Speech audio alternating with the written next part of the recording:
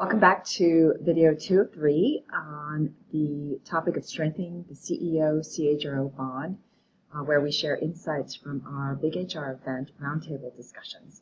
If you missed the first video, we covered the topic, keeping the CEO focused on HR initiatives even when there's other priorities.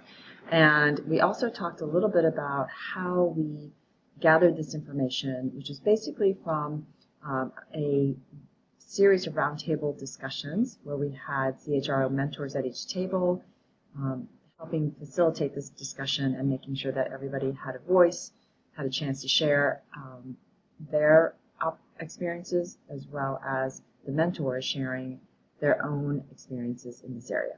So the 3 topics were, as I mentioned, how to keep the CEO focused on HR initiatives even when there are other competing business priorities.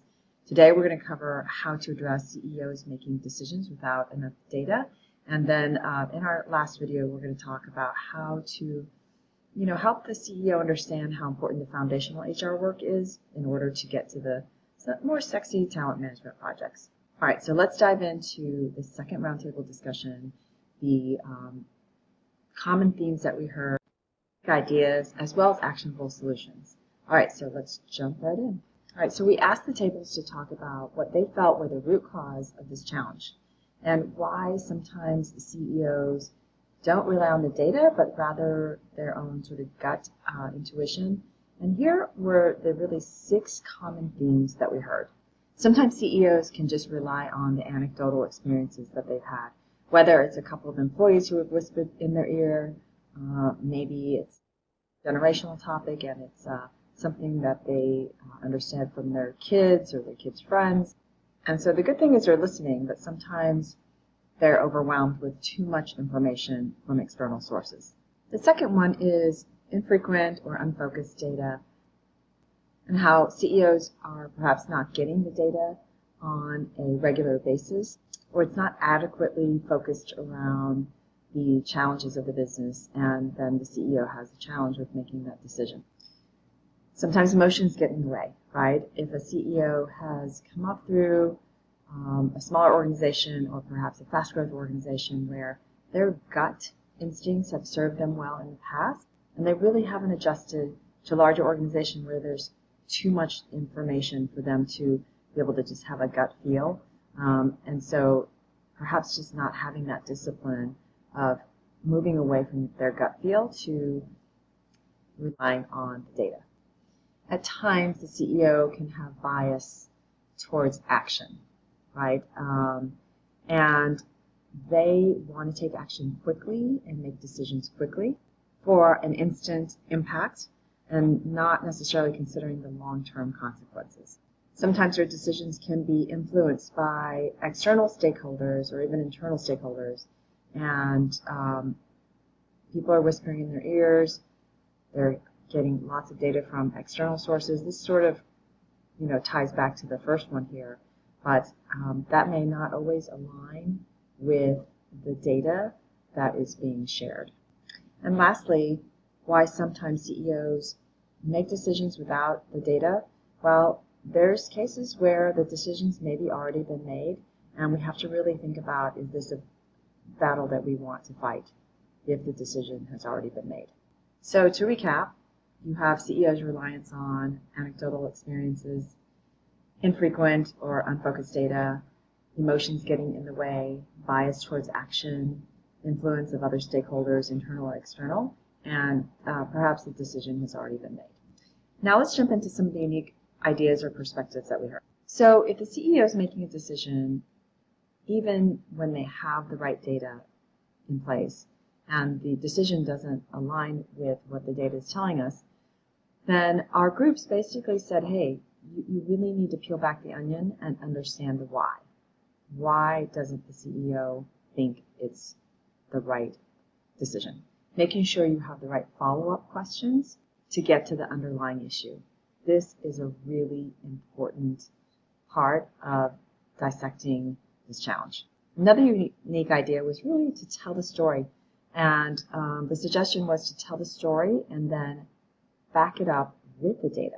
So make sure you're painting the vision of what it can be and what it should feel like and sort of what heaven looks like. and then backing it up with the data. I think this point also follows along with in our first video when we talked about being able to sell the HR initiative, being able to be that consultative advisor. That goes along with telling the story and then backing it up with data. If you've got CEOs that are biased to action, some of the suggestions were to use a technique called let's think about this. And so this let's think about this technique sometimes can give time for this distraction. Perhaps it's just a distraction or something they read, in a publication or something they heard from a peer, but it sort of lets it settle. And it's interesting. I once worked with an executive who kind of thought out loud, which for somebody like me who's sort of an action taker, I would go, right? I would just move forward. And what I learned was that sometimes he was just thinking out loud. It wasn't necessarily a decision. And so I wish I would have known about this let's think about this technique to use with him. Many CEOs, especially if they're entrepreneurial, will credit their instincts for their success. And so the group talked about how sometimes the data does not align with their gut feel and it's not validating what they know. But maybe there's opportunities to take some of the data to validate some of their instincts and their gut feel to show them that the data can be right. All right, so some of the unique ideas and perspectives are understand the why, peel back the onion, right? Tell the story and then back into it with the data, using the technique of let's think about this and letting the distraction pass perhaps, and also using data to validate some of their instincts to show that the data can be right. All right, so let's jump into what are the actionable solutions that our roundtable discussions produced. As it relates to CEOs who sometimes make decisions, even if the data says something else. The first one was creating a culture that values data-driven decision-making. There are some organizations that are so culture-driven, and these organizations tend to have an easier time with their decision process. They have an easier time showing the employees that the decisions are fair, and they really minimize the risk of intuition-based decision-making. Second one is making sure that there are regular updates and dashboards and data being shared with the CEO on the people topics. I remember when our talent acquisition team came to me and said, look, we have interviewed 900 people for this role, and I knew that our growth and our revenue targets were dependent on us being able to find these people. And after 900 people, we knew that it wasn't the issues around the talent of our recruiters. It was really focused on what was the market telling us about our role and how it was set up and our employee value proposition for this role. And so it really, being able to see that on a weekly basis helped me say, you know what, we have to make some changes, some drastic changes.